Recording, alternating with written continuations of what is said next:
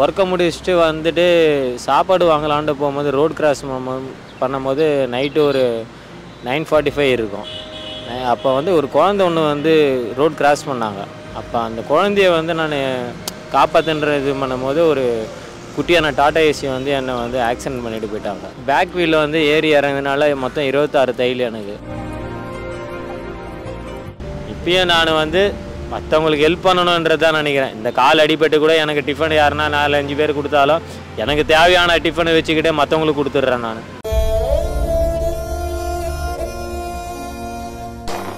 அப்புறம் வந்து +2 முடித்ததுக்கப்புறம் வந்து டிகிரி முடித்தது வந்து லயோலா காலேஜ்.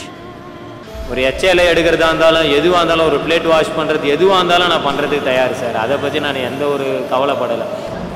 ஏன்னா படித்த படிப்பு வேறு, ஒர்க் பண்ணுறது வேறு, அது வேறு சார். மனசுன்றது ஒரு இருக்குது, மனிதாபிமானன்றது ஒரு இருக்குது. அந்த மனிதாபிமானத்தில் நீங்கள் பண்ணிகிட்ருக்கீங்க.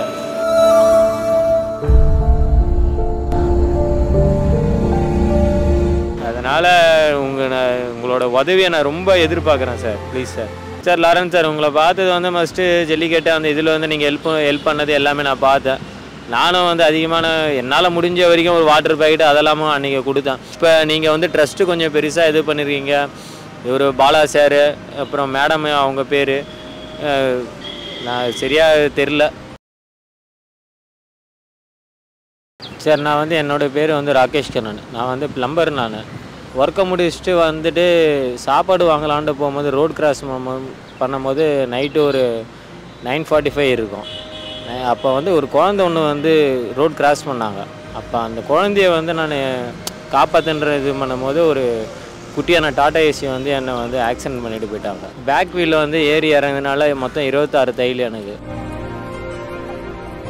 24 நாள் வந்து ஓமந்தூர் ஹாஸ்பிட்டலில் இருந்தேன். இப்போ ஓமந்தூர் ஹாஸ்பிட்டலில் தான் வந்து ட்ரீட்மெண்ட் எடுத்திருக்கேன். அதாவது என் ஃபேமிலியை வந்து பிரிஞ்சு வந்து 11 வருஷம் ஆகுது. நான் பீச்சிலே தான் இருந்தேன். அதனால் எதுவும் எனக்கு ஹெல்ப் பண்ணுறதுக்கு யாரும் கிடையாது, ஒன்றும் இல்லை. இந்த 20 நாள் வந்து ஹாஸ்பிட்டலில் எல்லாருமே பார்த்துட்டாங்க, இது பண்ணினாங்க. இப்போ இன்றைக்கி ஹாஸ்பிட்டலில் போகிறது கூட வந்து யாரோ வந்து ஒரு என்ன சொல்கிறதுனா ஒரு 2 வீலரில் ஒரு லிஃப்ட் கேட்டு தான் போயிட்டு வந்தேன். அதனால் எனக்கு எதனா நான் வந்து ப்ளம்பரு. இன்னொரு விஷயம் வந்து ஹிந்தி நல்லா வந்து பேசுவேன், கொள்ளுவேன். தெலுங்கு நல்லா பேசுவேன், இங்கிலீஷ் நல்லா எழுதுவேன். சின்ன இது படித்தது ஃபுல்லாகவே இங்கிலீஷ் மீடியம் தான். ப்ளம்பிங்கை வந்து அப்பா இது பண்ணுறதுனால அந்த ப்ளம்பிங் லைன்லேயே போனதுனால அந்த படிப்பு இன்ட்ரெஸ்ட் கொஞ்சம் இதுவாகிடுச்சு. ஆனால் நல்லா எழுதி இது பண்ணுறது. நுங்கம்பாக்கம் சூளைமேடு தான் சார் வீடு. அப்பா அம்மா இறந்துட்டாங்க. எனக்கு எதனா கொஞ்சம் உதவி பண்ணிங்கன்னா நல்லாயிருக்கும். அதாவது காசுன்றதுலாம் இல்லை சார். கால் கொஞ்சம் ரெடி ஆகிற வரைக்கும் நெக்ஸ்ட்டு எனக்கு அந்த கால் ரெடி ஆகிட்டு கொஞ்ச நாள் உட்காந்து ஏதோ ரைட்டிங் ஒர்க்கோ ஏதோ ஒரு ஒர்க்கு எனக்கு கொடுத்தீங்கன்னா ரொம்ப உதவியாக இருக்கும் சார். வேறு எதுவும் என்கிட்ட ஏன்னா மொபைலும் கிடையாது, எதுவும் கிடையாது. ஒரு வேளை சாப்பாடுக்கும் இங்கே கஷ்டப்பட்டு தான் இருக்கேன். இப்போ காலையிலேருந்து ஒன்றும் சாப்பிடல, எதுவும் பண்ணல. ஹாஸ்பிட்டலில் போயிட்டு வந்தேன். இங்கே எதனா ஸ்பான்சர்ஸ் யாருன்னா எத்தனை வந்து கொடுத்தா வந்து சாப்பிடுவேன், கொள்ளுவேன், அவ்வளோதான். அப்படி இல்லைன்னா அந்த போடுற அந்த டைமிங்கு போடுற மாத்திரையை வந்து நான் எதுவும் போடுறதில்ல. சாப்பாடு சாப்பிடாமல் எதுவும் போடாமல் அப்படியே கொம்பனே இது பண்ணுறது. பீச்சில் தான் தூங்குறது, இது பண்ணுறது. மழை வந்துருச்சுன்னா ஒரு ஷெல்ட்ரு மாதிரி ஒரு இருக்குது. அதில் வந்து கவரை காலில் கட்டிக்கினா அப்படியே இது பண்ணுறது. வயசு 38 தான் சார் ஆகுது. ஏன்னா இன்னும் நான் எவ்வளோ வாழ வேண்டிய காலம் இருக்குது. லைஃப்பை வேஸ்ட் பண்ணக்கூடாதுன்னு பாருங்கள். எனக்கு நடந்துட்டேன்னா போதும் சார். குழந்தைய காப்பாற்றணுன்ற ஒரு எண்ணத்தில் போயிட்டு தான் எனக்கு இப்படி ஆச்சு. கடைசியில் அன்றைக்கி டைமிங்கு அந்த டைமில் வந்து நைட் டைம்லன்றதுனால யாருமே இல்லை. போலீஸ்காரங்க யாருமே இல்லை, டிராஃபிக் போலீஸ் யாருமே. 26 தையல் போட்டிருக்காங்க சார். மொத்தம் மேல் பாதத்தில் வந்து 16 தையல், பாட்டம் போன் வந்து 3 துண்டாக இருக்குது. எனக்கு வந்து ஹாஸ்பிட்டல்லே வந்து ஓமந்தூர் ஹாஸ்பிட்டல்லே பக்கத்து பெட்டில் இருக்கிற ஒருத்தர் வந்து கொடுத்தாரு உங்கள் நம்பரு. அது நம்பரு கொஞ்சம் மிஸ் ஆகிடுச்சு. சரி, அதனால் இன்னும் எதுவும் பண்ண முடியல. இந்த வயசில் வந்து போயிட்டு கையேந்தி நிற்கணுன்ற இது வரமாட்டுது எனக்கு. சாப்பாடு இல்லை நேரத்தில் வெறும் பச்சை தண்ணியை குடிச்சிட்டு கொம்முன்னு நான் பாருன்னு ஏதோ கடற்கரையை பார்த்துன்னு கொம்முன்னு பட்டுன்னு இருக்கிறேன். என்றைக்குமே மனுஷனாக பிறந்தவன் சாதிக்க நினைக்கிறவன் வந்து என்றைக்குமே கடலை பார்த்து ஓடக்கூடாது, கரையை பார்த்து ஓடணும் அப்படின்ட்டு முன்னோர்கள் சொல்லியிருக்காங்க. அந்த ஒரு இதுவில் மனசில் ஒரு தைரியத்தில் அப்படியே தான் போயிட்டுருக்கேன். 11 வருஷம் ஆகுது நான் வீட்டிலேருந்து வந்து. எனக்கு வந்து பிரச்சனைன்னு பார்த்தீங்கன்னா, எங்கள் ஒய்ஃபோட அப்பாவும் எங்களோட அப்பாவும் ஒரே கேஸ்ட், லவ் மேரேஜ் தான். ஆனால் எங்கள் மாமியார் வந்து அந்த இதுவில் வந்து டார்ச்சர் பண்ணி பண்ணி பண்ணி எனக்கு 2 பையன். பெரிய பையன் பேர் சந்தோஷ்குமார், சின்ன பையன் பேர் வந்து தமிழ் விரும்பி. ஏன்னா தமிழை மறக்கூடாதுன்றதுக்கோசமே நான் தமிழ் விரும்பின்னு அவனுக்கு பேர் வச்சேன். சந்தோஷ்குமார்னு ஏன் பேர் வச்சேன்னா, நம்ம தான் எவ்வளோ கஷ்டப்பட்டு நம்ம வாழ்க்கையில் முன்னுக்கு வந்திருக்கோம். அதனால் வந்து அவனோட லைஃப் ஆச்சு சந்தோஷமாக இருக்கணும்ன்ட்டு தான் இது பண்ணது. கடைசியில் நான் மேரேஜ் பண்ணி கொஞ்சம் 4.5 வருஷத்துலேயே லைஃப் இதுவாகிடுச்சு. இப்பயும் எல்லோரும் இருக்காங்க, எங்கே இருக்காங்க ஏதா இருக்காங்கன்ட்டு ஒன்றும் தெரிய மாட்டுது. இப்பயும் நான் வந்து மற்றவங்களுக்கு ஹெல்ப் பண்ணணுன்றது தான் நினைக்கிறேன். இந்த கால் அடிபட்டு கூட எனக்கு டிஃபன் யாருன்னா 4-5 பேர் கொடுத்தாலும் எனக்கு தேவையான டிஃபனை வச்சுக்கிட்டே மற்றவங்களுக்கு கொடுத்துட்றேன் நான்.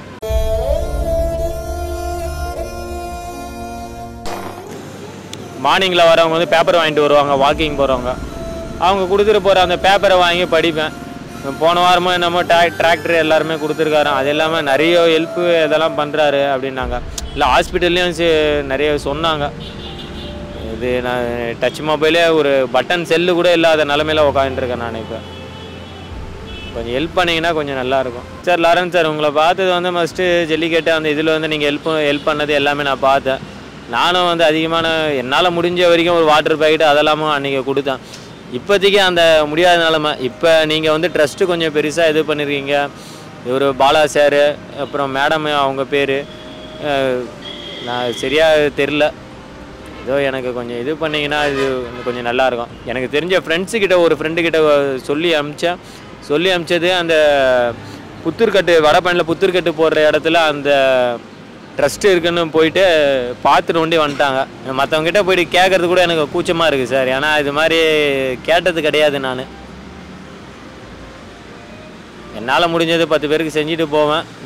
எல்கேஜிலேருந்து 5th ஸ்டாண்டர்ட் படித்தது வந்து இது சூளமேட்டில் இருக்கிற Gemini matriculation higher secondary school. அதுக்கப்புறம் வந்து 6th to 10th வந்து 6th to 12th வந்து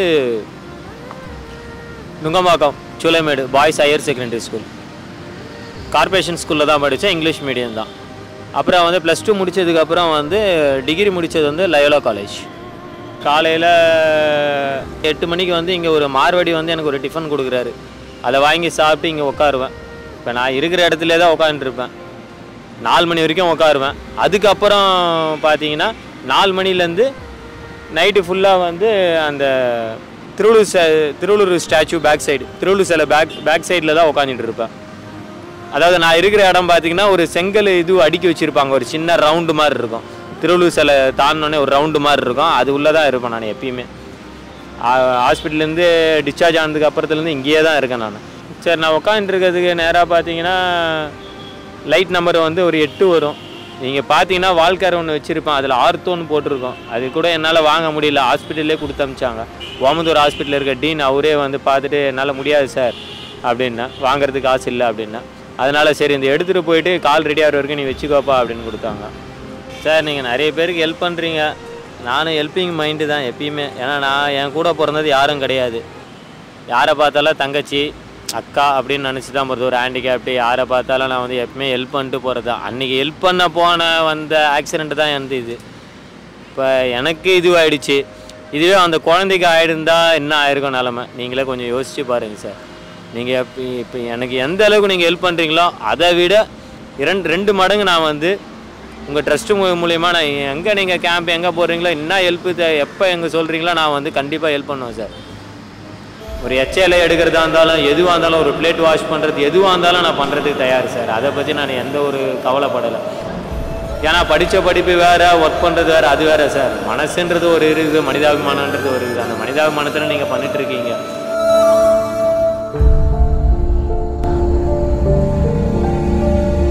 அதனால் உங்களோட உதவியை நான் ரொம்ப எதிர்பார்க்குறேன் சார். ப்ளீஸ் சார், எனக்கு ஒன்றும் இல்லை, இந்த ஹெல்ப் ஒண்டி பண்ணிங்கன்னா போதும் சார்.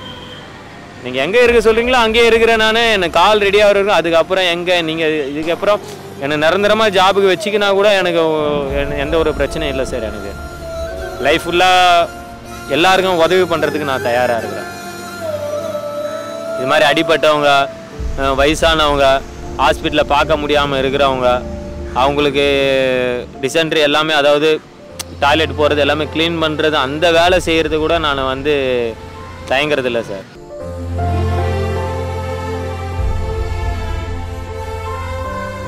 கொஞ்சம் பார்த்து கொஞ்சம் உதவி பண்ணுங்க சார். சார் இப்போதைக்கு நான் நிறைய பேர்கிட்ட வாக்கிங் போகிறவங்ககிட்ட எல்லாருக்கிட்டையுமே கேட்டேன், சார் டச் இல்லை இது மாதிரி பண்ணணும் சார். அதெல்லாம் முடியாதுப்பா, எனக்கே டைம் இல்லை அப்படின்ட்டு போனாங்க. இந்த தம்பி ஒருத்தர் வந்து மீடியாவில் வந்து இது பண்ணிகிட்டு இருந்தார், நாகை 360 அப்படின்றது. சரி இவர்கிட்ட கேட்டால், ஏன்னா நம்ம வந்து படித்த ஆளுன்றதுனால சரி எப்படி இருந்தாலும் இவர் ஒரு மீடியா இல்லைனா யூடியூப்பு அது மாதிரி இருப்பார், இவர்கிட்ட சொன்னால் கண்டிப்பாக அவங்கக்கிட்ட ரீச் ஆகுன்றதுனால தான் டக்குன்னு அவர்கிட்ட தம்பிக்கிட்ட ஹெல்ப்பு கேட்டேன்னு. சரிண்ணா நான் பண்ணுறேண்ணா அப்படின்ட்டு உடனே வந்து முன் வந்தார். அவருக்கும் நான் ரொம்ப கடமைப்பட்டிருக்கிறேன்.